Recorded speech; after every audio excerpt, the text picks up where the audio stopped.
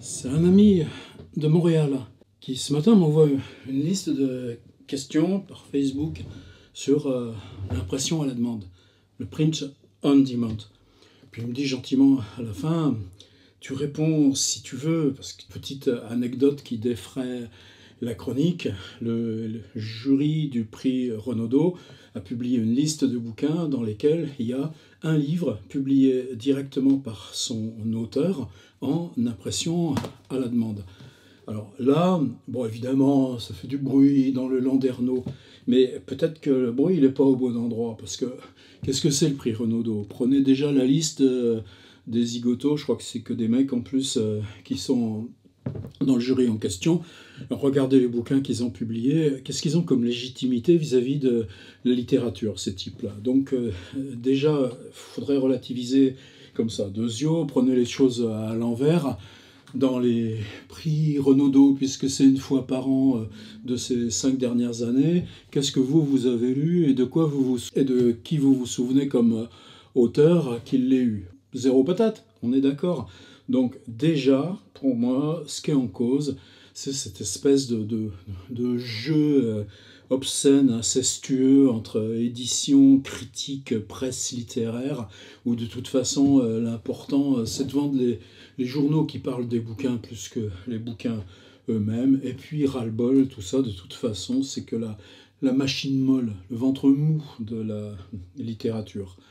Alors donc, ils ont choisi d'insérer là un livre que son auteur avait envoyé à 4 ou 5 éditeurs, je ne me rappelle plus.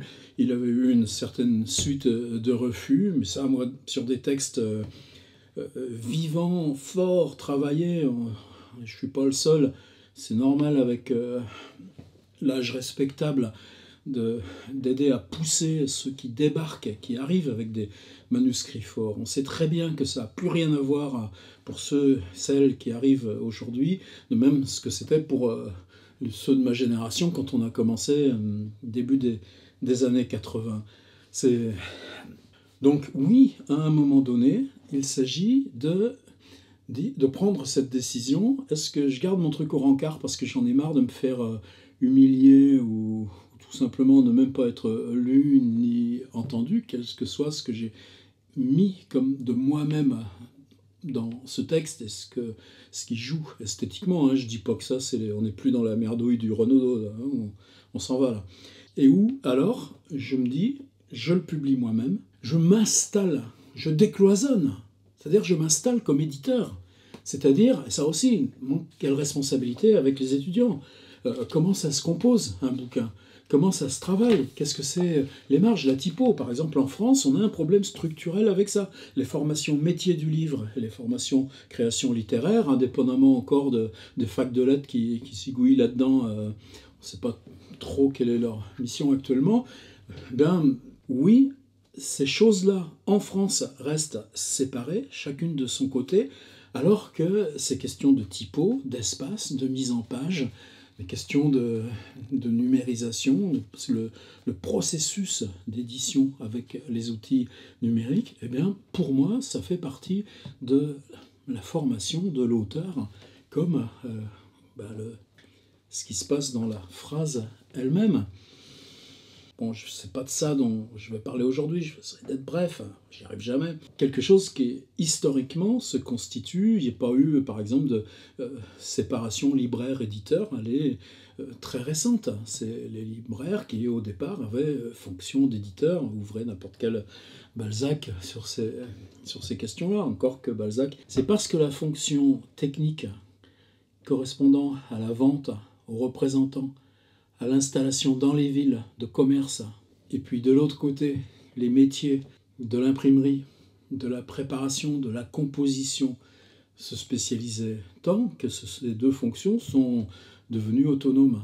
Est-ce qu'aujourd'hui, vous avez un musico qui ne s'est pas lui-même enregistré et travaillé sur une console son? Je pense que pour l'écriture, c'est la même chose. On a à apprendre à inventer nos formes, y compris dans l'espace graphique, dans l'espace de la propulsion, et peut-être même encore plus, là où la question de la voix, la question de l'expérience image font aussi partie de notre travail littéraire. Bon, là je suis dans le prologue. Alors après, où j'en suis moi? J'ai commencé il y a un peu plus de 2 ans. J'ai mis longtemps avant d'y aller. Moi je m'y suis lancé il y a 2 ans. Qu'est-ce qui a fait que j'ai franchi le pas? La première chose déjà, c'est que ce savoir pragmatiquement, je l'ai acquis par d'autres chemins, parce que pendant 10 ans, on a poussé à l'aventure de livres numériques, et que penser l'impression à la demande, en fait, c'est simplement une matérialisation papier de ce qu'on fabrique avec le livre numérique. Donc rien de tout ça n'est perdu, il n'y a nulle trahison ni inflexion, c'est un prolongement.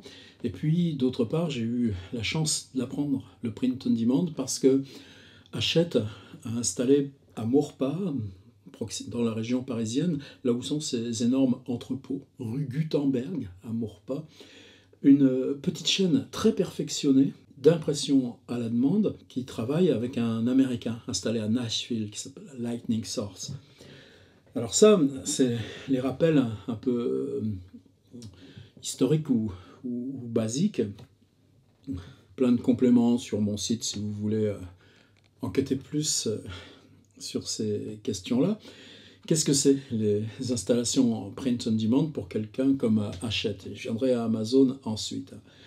C'est que le groupe, donc toutes les maisons, Fayard, Grasset, et puis il y en a toute une tripotée derrière, à partir du moment où un livre se vend à moins de 500 exemplaires par an, ou même, je crois, pour le groupe Editis, à moins de 1000 exemplaires par an, au lieu de faire un tirage, comme on fait aujourd'hui, on fait tourner la machine 3/4 d'heure, et puis on a 1500 bouquins, et puis ces 1500 bouquins, on les stocke, mais c'est du flux tendu, s'il faut réimprimer, plof, c'est en 2 jours, et on a à nouveau 1500 qu'on patouille. Ça, c'est un changement déjà consistant de l'édition en France.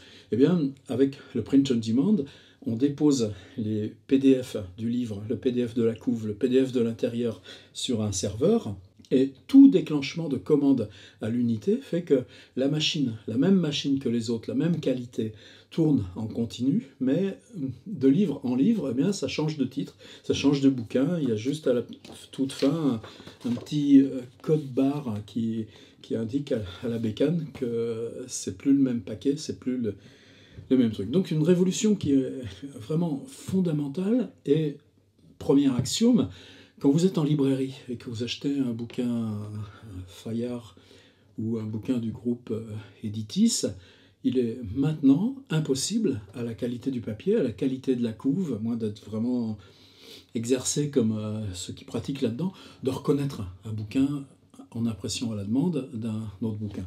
Alors la question, elle n'est pas là. Elle est qu'à partir du moment où il s'agit de déposer un fichier sur un serveur et qu'il n'y a pas à financer un tirage, qu'il n'y a pas à prendre en charge soi-même l'organisation de la distribution, l'auteur, à condition de savoir manier les fichiers, la mise en page, de savoir associer ces questions graphiques aux questions éditoriales, à condition aussi d'être allé au bout du travail du texte, comme la relation avec l'éditeur pouvait assumer ce rôle, probablement l'exerce encore, mais voilà, maintenant j'ai pris un peu de distance avec tout ça. L'auteur est en position de distribuer son travail imprimé sans autre intermédiaire pour être directement en prise avec le lecteur. Tout ça, je suis encore dans les prologues. Comment ça s'est passé pour moi?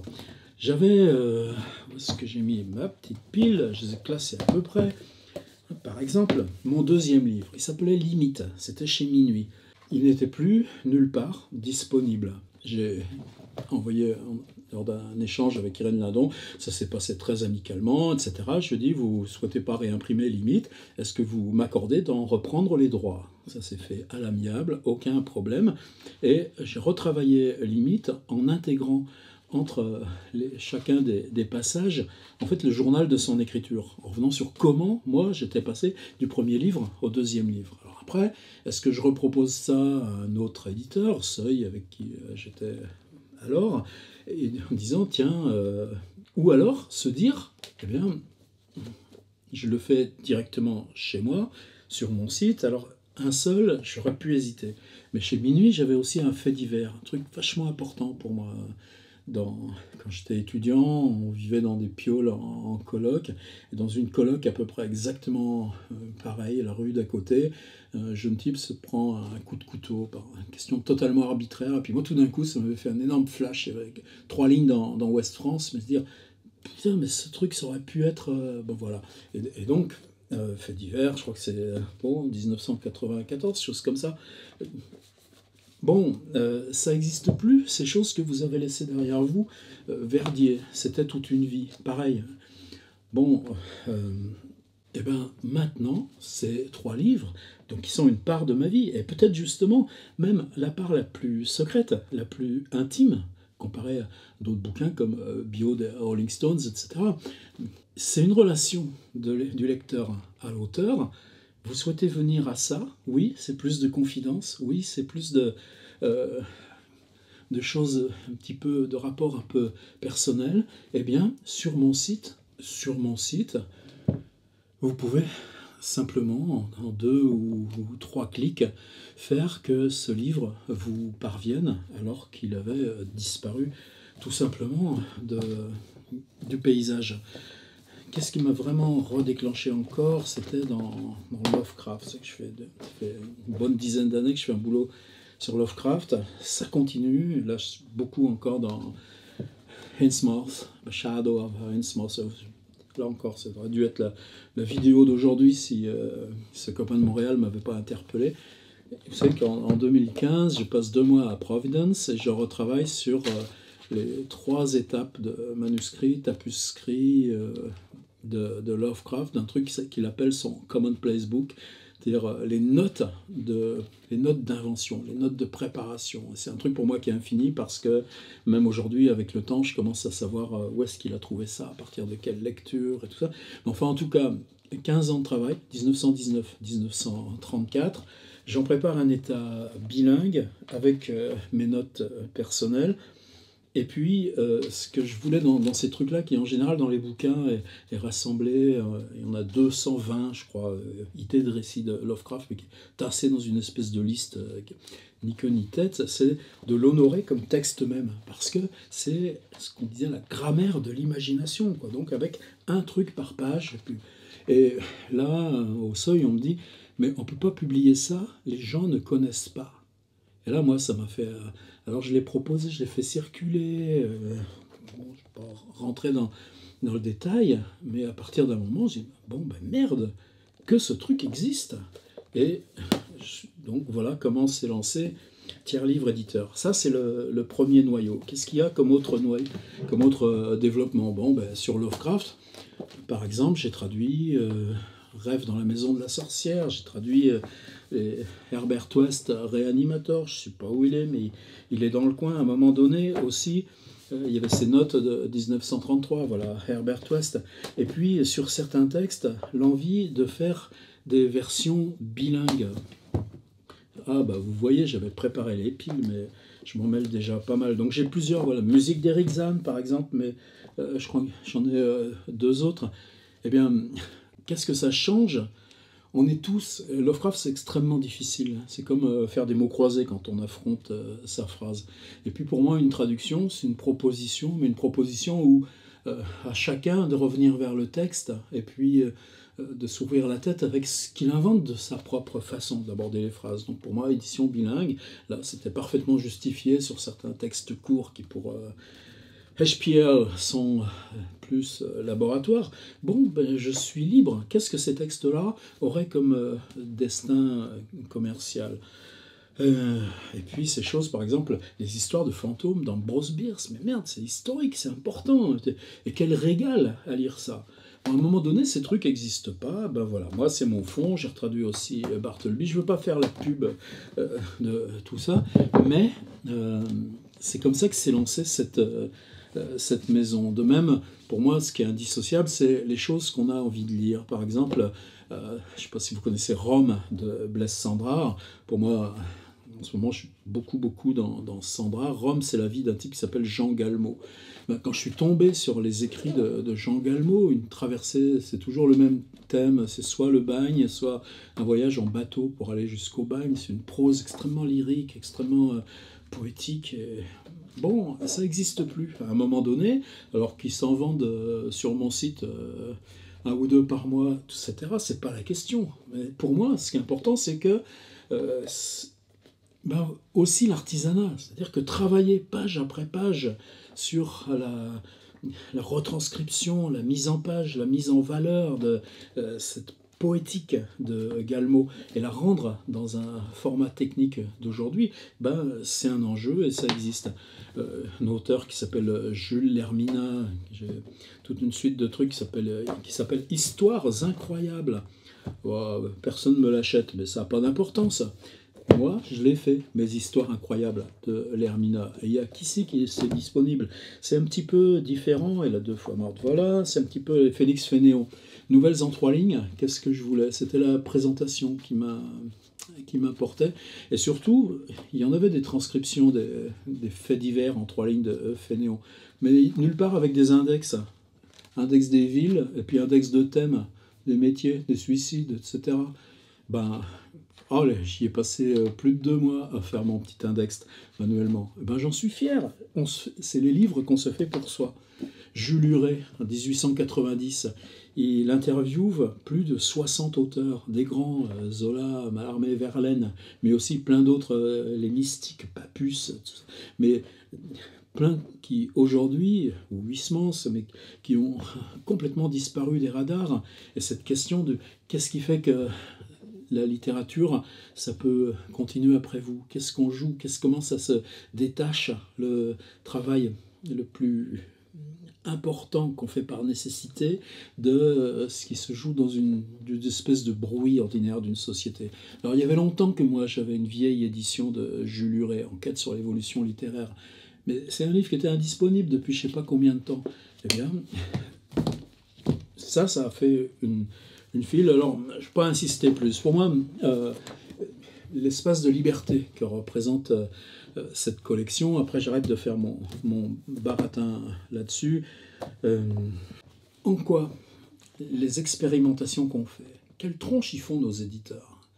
Ou alors, ça fait des trucs de toute façon qui ne sont pas en librairie, qui ne sont pas, qui disparaissent en quelques semaines. De toute façon, ça passe dans des espèces d'archives où il faut obtenir tout un circuit de commandes, de volonté. Et puis, la décision financière de consacrer de la compo, de consacrer de la distrib, de consacrer du tirage, je conçois que pour un éditeur commercial, c'est difficile à prendre. Donc mes notes sur Balzac, c'est un chantier qui, moi, il y a plus de 15 ans que ça se meuble, ça se refait. Et pourquoi pas, tous les 2-3 ans, avoir une version de ça. On peut même trouver des combines. En ce moment, je m'emberge pas mal aussi là-dessus. Avec ce système-là, les gens qui auraient acheté notes sur Balzac, par exemple en 2017, eh bien, si en 2020 je fais une autre version, évidemment, il n'y a rien de plus facile qu'un petit code, un petit truc comme ça pour qu'ils aient le bouquin à presque rien. Tout ça, vous voyez, on a des inventions à faire sur... mais si vous prenez là encore Balzac, nous on s'en aperçoit un petit peu moins parce qu'on a l'état final, mais c'est pareil pour les nouvelles de Borges, c'est pas né comme ça. Il y a 4 versions, 5 versions, 7 versions successives. Donc cette idée-là de la version de l'édition incrémentielle, c'est un concept qu'on peut réouvrir. Contemporain, j'avais ça depuis longtemps, il y a combien il y a là-dedans? Plus de 300 pages de mes textes sur des copains, Echnoz, Michon, Bergou, et puis aussi Claude Simon, Nathalie Sarraute, etc. Ça compte pour moi, c'est mon labo, c'est le truc que j'ai...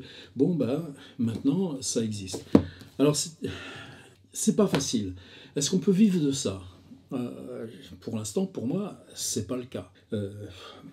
Puis, c'est pas forcément ce que je cherche. La surprise, c'est que les trucs les plus importants, les trucs qui vous tiennent le plus à cœur, alors oui, je suis très content, Félix Fénéon, ça part, certains Lovecraft, le Commonplace Book, ça part, quelque chose, mon grand succès, c'est un travail que j'avais fait sur le creative writing américains, des sortes d'initiation aux façons d'imaginer et de travailler l'écriture, de travailler son écriture en partant des techniques du creative writing. Ça s'appelle Outils du roman. Ça se présente sous forme d'un faux séminaire d'un type que j'ai appelé Malte Holbrun.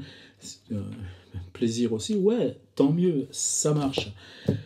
Alors comment ça se passe financièrement? C'est quoi la différence? Si vous achetez un bouquin classique comme ceux que je présente dans mon service de presse qui est vendu 18 ou 20 euros, ou même 15 euros, des fois ça tire un petit peu vers le bas, mais c'est rare. Si vous avez un bouquin à 18 euros, il y a 40% pour le libraire, c'est normal, il y a aussi son loyer, il y a les salaires qu'il paye, etc. L'éditeur a une part de 30% dans laquelle un bouquin de 18 euros, il faut compter que la fabrication c'est 2 euros ou 2,40 euros. En tout cas, moi sur des bouquins comme ça, c'est pareil, ça change pas, c'est la qualité du matos et tout ça. Moi je préfère être sur le haut du panier question qualité, et puis donc c'est entre 2,50 € et 3 euros. C'est rien la fabrication du papier, il n'y a plus la valeur fétiche qu'on pouvait y accorder autrefois. À quoi sert le dépôt légal papier? Non mais il s'imprime chaque année plus de livres qu'il en a existé depuis l'origine de l'imprimerie jusqu'à 1947. On en est là. Pourquoi stocker? Si nous, on change la donne de ce point de vue-là, c'est là où je vais commencer à répondre à mon ami de Montréal. Je vais pas donner son nom, ça servirait à rien. Eh bien, la fab, c'est la même chose. Nous, auteurs, sur un bouquin de 18 euros, on touche 10 ou 11%. Ça veut dire qu'en gros, on touche entre 1,40 € et 1,60 €. Ça veut dire que vivre de livres imprimés, il y a longtemps que c'est fini pour nous. En tout cas, depuis une dizaine d'années, ça n'a pas cessé de chuter. Et c'est comme ça. C'est parce que, de toute façon, le livre n'a plus sa place. Est-ce que c'est la lecture qui régresse? Non. La lecture se reconfigure avec d'autres outils, d'autres pratiques. Et par contre, ce qui compte pour la littérature, c'est là où lecture et écriture se combinent ensemble. Et là, par contre, c'est là que sont nos inventions. C'est là qu'on rejoue la permanence de la littérature. Et c'est fascinant, et c'est passionnant. Simplement, toute l'économie qui est avec se reconfigure. Qu'est-ce qui est vivant dans mon site? Est-ce qu'on fait le con sur Instagram ou Facebook? Oui, on fait le con sur Instagram ou Facebook. Instagram, c'est ma récréation. Mais en même temps, cet espace de discussion, cet espace d'écoute, cet espace de répercussion, il est l'instance sociale qui correspond à quand Kafka, le soir vers 17 h, il se retrouvait avec 5 ou 6 copains, que lui prenait un verre de lait et puis les autres autre chose, et puis qu'une fois par mois, on organisait une lecture publique. Et la lecture a toujours été une instance sociale, un écosystème ouvert. Quand vous lisiez un livre, même il y a 200 ans, il y a ce qu'on entend, les bruits autour, il y a ce qu'on va en retranscrire dans la lettre qu'on enverra ensuite, il y a les petites notes et puis les phrases qu'on recopie ensemble, etc., etc. Tout ça pour en arriver à quoi? C'est-à-dire que, quelque part, à l'endroit où on travaille un site, et un site, en plus, quelque part, ne pas contourner l'instance économique. Vous pouvez la contourner, tant mieux, c'est pas grave. Moi là, j'ai dû changer mon petit zoom, il y a le micro, il y a un autre micro sur l'appareil, etc., etc. Je veux pas aller... c'est pas de l'épicerie, c'est pas ça la question. C'est une question de dignité dans le travail. C'est-à-dire... tout à l'heure, je regardais là en gambergeant sur ce que j'ai raconté, ma petite trad Bartleby, je sais pas, je crois que je l'ai mise à 11 €, mais même ça, la marge auteur est bien supérieure à ce que je reçois d'un livre chez un éditeur traditionnel, à condition encore qu'il vous envoie les relevés et les droits, ce qui devient de plus en plus... À cet endroit-là, je pense que pour nous, auteurs, il peut y avoir un vrai enjeu. C'est-à-dire, d'une part, faire un boulot de qualité, et d'autre part, faire que sur ce boulot de qualité, en dehors, à côté du système marchand, notre écosystème de dialogue, c'est-à-dire la possibilité, par exemple, de faire ses vidéos, la possibilité de changer son ordi, etc., eh bien, la transaction, c'est-à-dire vous avez envie d'en savoir un peu plus sur ce que je pensais de mon deuxième livre au moment où j'étais en train de l'écrire, eh bien, cet espace-là fait que sur cette communauté beaucoup plus restreinte, directe, à ce moment-là, l'auteur, lui, trouve aussi son content et peut continuer à développer, à travailler. Il y a mille et une façons de faire toutes ces choses. Alors, si on prend la configuration, en gros, le paysage pour ce qui est du print on demand. Par exemple, il y a une boîte qui fait ça excellemment aussi. Il y en a même plusieurs, mais enfin une qui se détache un petit peu en amont, où vous dites je veux 10 exemplaires, 20 ou 30, et puis vous recevez le paquet de livres, vous payez évidemment la quantité d'exemplaires. Eux, ils se chargent ou non de le commercialiser, c'est vous qui décidez, de l'insérer même dans le système des librairies avec un ISBN, c'est accessible à la commande. Et puis, à vous, ces livres que vous avez payés donc, au prix extrêmement bas de la fabrication, d'en avoir des piles que vous emmenez avec vous quand vous faites une lecture, une perf, quand vous avez un événement, quand vous participez à un salon ou tout ce qu'il vous plaît, ou si un lieu, par exemple, l'ami québécois parlait des libraires. Je pense que mes étudiants qui travaillent comme ça, avec des petites séries sur leurs bouquins en print on demand, par exemple, c'est plus dans les lieux musiques, c'est plus dans ces lieux alternatifs. C'est les lieux où il y a ces rencontres que ces bouquins se diffusent. Et donc là aussi, des lieux de distribution qui échappent à l'univers libraire avec cette espèce de conditionnement. Pareil, je laisse en suspens, je fais juste un état des lieux. Merci. Je vais encore en prendre plein la gueule avec tous ces trucs-là. Sinon, il y a la configuration Hachette qu'utilisent mes copains de Publi.net. Alors là, pareil, on est en impression à la demande, c'est les mêmes machines, c'est le même circuit, d'ailleurs Lightning Source. Donc dans le cas de Publi.net avec Hachette, d'une part, ils fabriquent des tirages à bas prix dont ils se chargent eux-mêmes de la distribution, ou via un truc très intéressant qui est une coopérative de distribution de tout petits éditeurs indépendants et qui se chargent eux-mêmes d'aller les placer en librairie. Il y a aussi ce qu'ils installent avec une personne chargée pour ça d'installer ces livres en librairie, et donc ils ont un ISBN, etc. Donc là, c'est un dépôt physique géré par l'éditeur, et en même temps, un libraire de ville qui souhaite un bouquin de Publi.net, qui a repéré un titre, une retraduction, chose comme ça, peut déclencher 3 ou 4, de la même façon qu'ils peuvent le faire avec du fonds Fayard, etc. Installer ce fonds, ces 3 ou 4 exemplaires dans ces rayons et le travailler sur du long terme, ou au contraire, parce que c'est un auteur de Montpellier et qu'à Montpellier il a une écoute, eh bien, déclencher des bouquins de cet auteur pour les avoir, etc. etc. La rançon, c'est que évidemment la marge auteur, la marge éditeur, la marge auteur sont moindres puisqu'on retrouve ces étages classiques de la distribution, mais c'est un choix puisque a priori la base est plus large. Alors les demandes très précises de mon ami, c'était dire est-ce que quand tu proposes ça sur le circuit Amazon, est-ce qu'ils ont une exclusivité L'exclusivité, elle est chez Amazon, dans ce cas-là, territoriale. C'est-à-dire, je peux tellement, quand je mets un livre sur le serveur, je peux très bien spécifier que ce livre sera en print on demand uniquement pour territoire américain, par exemple, et puis qu'en Europe, ce bouquin sera par contre non distribué par Amazon, non accessible par Amazon, et que je puisse éventuellement, pourquoi pas, le diffuser moi-même via d'autres relais éditeurs. Est-ce que c'est intéressant? J'en sais rien. La question plus profonde pour moi, c'est pas celle de l'exclusivité. C'est-à-dire qu'un ISBN, c'est pas quelque chose c'est pas la propriété intellectuelle du texte. C'est à cet étage-là, fondamentalement, que ça se joue. L'ISBN, c'est l'association d'un état graphique, matériel, à un état précis du texte. Vous pouvez, si vous prenez n'importe quel texte chez Gallimard, ben, il y a un ISBN pour le folio, un ISBN pour la collection blanche, un ISBN pour le même bouquin inséré dans un quarto ou Pléiade, etc.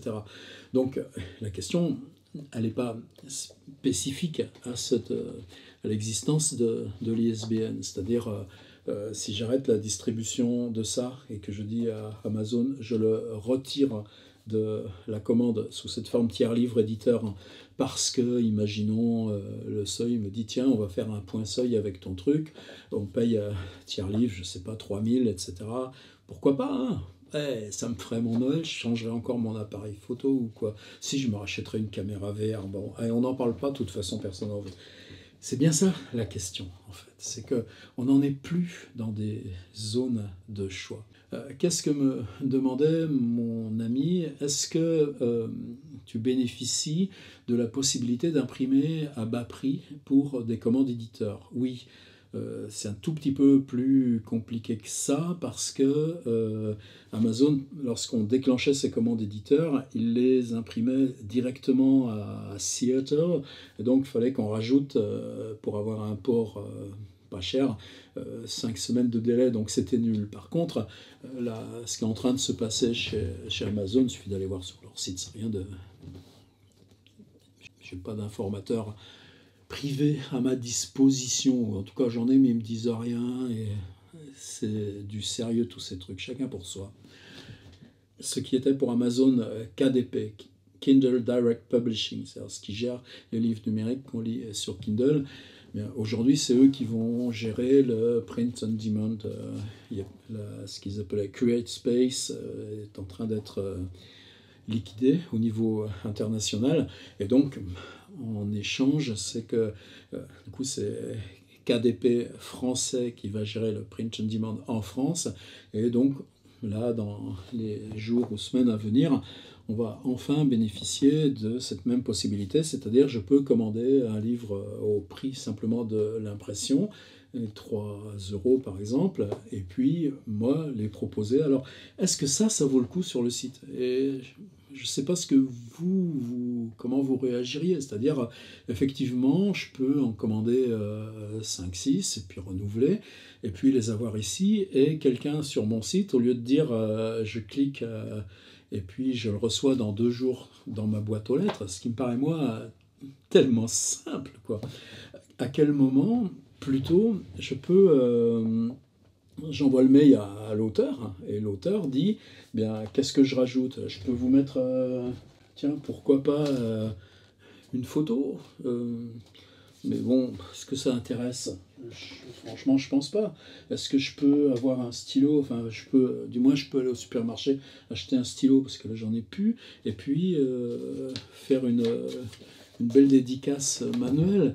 Est-ce que la dédicace a encore du sens sur un objet industriel comme ça? Apparemment oui, puisque là, ce week-end, il y avait le livre sur la place à Nancy, tous ces braves gens qui font la queue devant l'auteur connu, et puis zéro patate devant l'autre à côté qui fait pourtant des choses bien mieux, tout ça pour avoir amicalement, machin truc, etc., etc.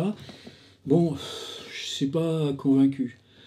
Par contre, est-ce que je peux en ouvrir la possibilité? Matériellement, oui.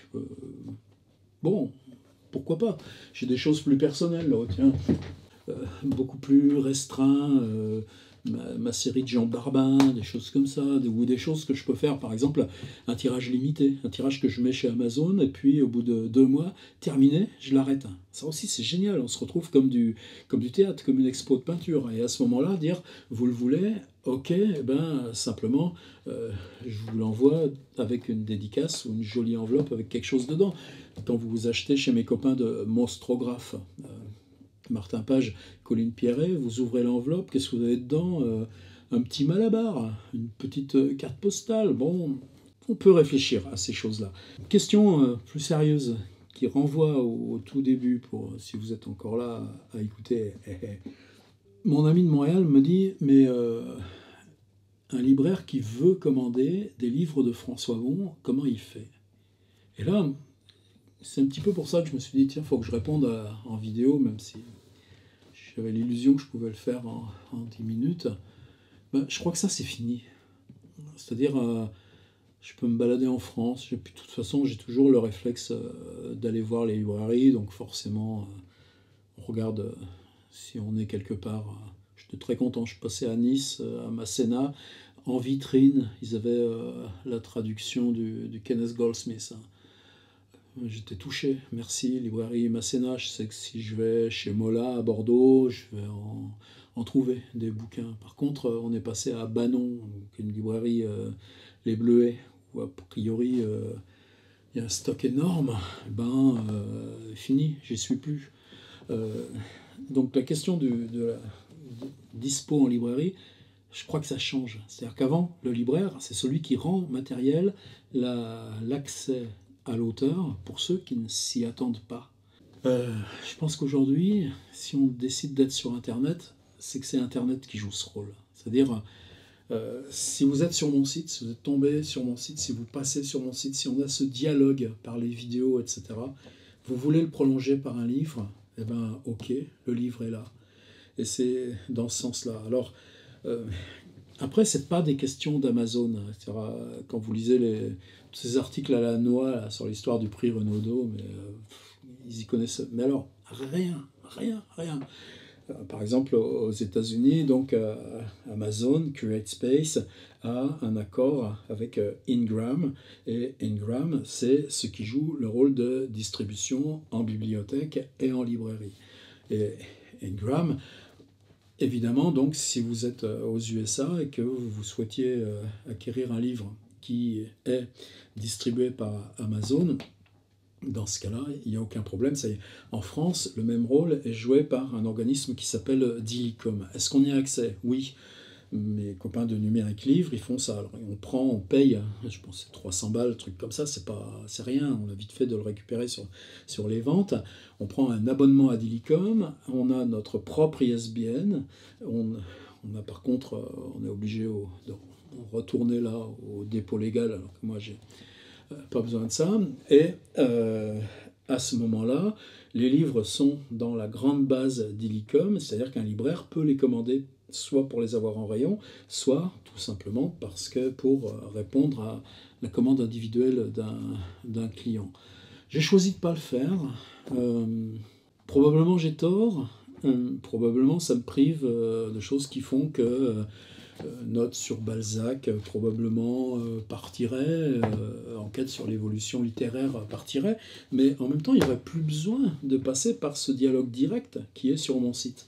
Mais si moi ce que je préfère c'est ça, c'est qu'on installe de dialogue direct en permanence par le site. Et là, ça renvoie à autre chose. Est-ce que ça prive les libraires de quoi que ce soit? Évidemment non, il y a 200 bouquins qui paraissent chaque jour. Personne n'a le monopole. Par exemple, les cinéastes pourraient nous dire de quel droit vous venez faire de la vidéo chez nous, c'est nous les cinéastes. Non, la question elle est celle de la création web. La création est un écosystème, et que dans ces écosystèmes, le livre imprimé est un objet comme parmi les autres. Il n'y a pas de monopole dans ces questions-là. Et puis, si des amis libraires veulent qu'on travaille ensemble, je veux bien venir faire une perf Lovecraft chez eux, et sûr qu'ils vont vendre des tas de choses. Bon, là, ça me dépasse. Alors, c'est ce qui est évidemment, là, on touche à ce truc sismique qui reboucle et l'histoire du Renaudot et la question que me posait mon copain Eric. Dire pourquoi Amazon, en France, les livres qui passent par cette plateforme ne sont pas accessibles en librairie. Il suffirait d'un tout petit interfaçage entre Dilicom et KDP. Apparemment, je pense que c'est irréversible. Je pense que ce verrou va sauter. Il n'y a aucune raison. Ça se fait partout. Donc ça... Est-ce que CreateSpace se manifeste là-dedans? Est-ce qu'Amazon se manifeste là-dedans? Non. Sinon, par le code barre indiquant de quelle usine ce truc est sorti. C'est une prestation d'imprimerie et une prestation qui est totalement robotisée. Donc il n'y a aucune sous-exploitation de je ne sais quel travail au rabais. C'est des questions de société qui sont évidemment totalement ouvertes, totalement contestables, totalement discutables. Simplement, c'est comme pour le Mac. À quel endroit on joue notre peau là-dedans? C'est-à-dire, est-ce que j'ai envie de crever comme auteur? Bah non. Donc je me débrouille avec les meilleurs outils. Est-ce que l'édition française est capable de nous fournir, de nous proposer? Est-ce que la librairie en France a été capable d'entrer dans un dialogue avec la création web et de nous proposer ces outils? On n'a jamais arrêté de les prévenir, de leur dire, de les appeler, de leur dire tiens, il y a ça qui est possible, tiens, il y a ça qui est possible. Au lieu de ça, on a eu des grosses machines étatiques qui ont bouffé des millions d'euros. Les responsables sont toujours en place et chaque fois c'était une espèce de carapace, de dos derrière la porte. Laissons tomber. Moi, ce que je revendique, c'est le droit au laboratoire. Évidemment, je pense que alors, comment ça se passe matériellement quand vous entrez vos prix, quand vous déposez sur le serveur, c'est nous-mêmes qui choisissons le prix. C'est la seule chose qu'indique le prestataire de Print on Demand, c'est le prix plancher. Vous n'avez pas le droit de vendre à moins que la fabrication, ou vous n'avez pas le droit de vendre à moins que fabrication plus la part du revendeur. Donc si c'est vendu libraire, si c'est vendu directement ou si c'est vendu par la prestation la plus simple via Amazon, simplement vous, la commission au bout sera moindre puisque le prix, lui, reste le même. Est-ce que je perds beaucoup? Je pense que je perds plus avec le fait que les bibliothèques boycottent systématiquement plateformes comme Amazon. Donc, effectivement, ce que je propose, vous ne le trouvez pas dans des bibliothèques. Mais est-ce que là encore, le rôle de la bibliothèque, est-ce qu'il n'est pas en train de changer? Est-ce que dans le dialogue avec les bibliothèques, ce qu'on ne partage pas beaucoup plus, c'est le travail ensemble? C'est-à-dire que ce soit un open space ouvert à la réflexion, à la création, à l'information, mais un open space qui soit à la fois citoyen et critique. Je pense que c'est là qu'elle travaille, les bibs. Alors, est-ce que c'est important pour nous que la bib achète mes outils du roman ou ce bouquin qui était chez Verdier et qui n'est plus disponible? Je crois que là encore, ce que les gens cherchent comme bouquin-là, c'est plus tellement cette logique du contemporain. Je préfère vraiment qu'avec les bibs, on échange sur le côté vivant des sites. Et puis, à ce moment-là, qui veut prolonger, prolonge à titre individuel. Voilà, je commence à être fatigué. Je ne sais plus qu'est-ce que je lui ai pas répondu à Eric, puisque j'ai dit son prénom. Ouais, c'est ce qu'il disait lui, mais pourquoi, tout simplement, dans ton cas, tu ne prends pas des petits dépôts? Par exemple, tu dirais, je vous mets un Lovecraft, je vous mets un Lermina, un Bartleby et mes notes sur Balzac, et puis tu les déposes comme des petits dépôts. Ah oui, mais ça, c'était il y a 20 ans, ces petits dépôts. Est-ce que ces petits dépôts en librairie, ça a pu sauver en France la diffusion de poésie? Ben non. Donc on en est là. Quelque part, pour moi, il y a l'instance où se mêlent le lire et écrire. Eh bien, dans ce qu'on installe, même sur Facebook, dans ce qu'on installe dans les ateliers en ligne, dans ce qu'on installe dans ce qui se joue de blog à blog, on a cette interface du lire-écrire. Donc, un équilibre se porte vers ici. Si l'équilibre s'est porté là, à ce moment-là, on peut arriver à le prolonger dans une réflexion, dans un autre partage avec le créateur. Et là, en ce moment, il y a 1000 formes. Je pense à Julien Simon avec son Apocope ou Walrus, etc. Un type qui cherche énormément dans ce coin. Je pense à mes potes de monstrographes. Mais on n'est pas encore si nombreux que ça. Mais ils font quoi, les autres? Ils sont prêts à crever debout? Bah ouais. C'est ça la fin, les mecs. En attendant, qu'est-ce que j'en suis fier de mes petits trucs. Des fois, il y a ça qui compte. Qu'est-ce que dans la vie, on a fait de bien? Eh ben moi, dans ma vie, ce que j'ai fait de bien, c'est ça aussi.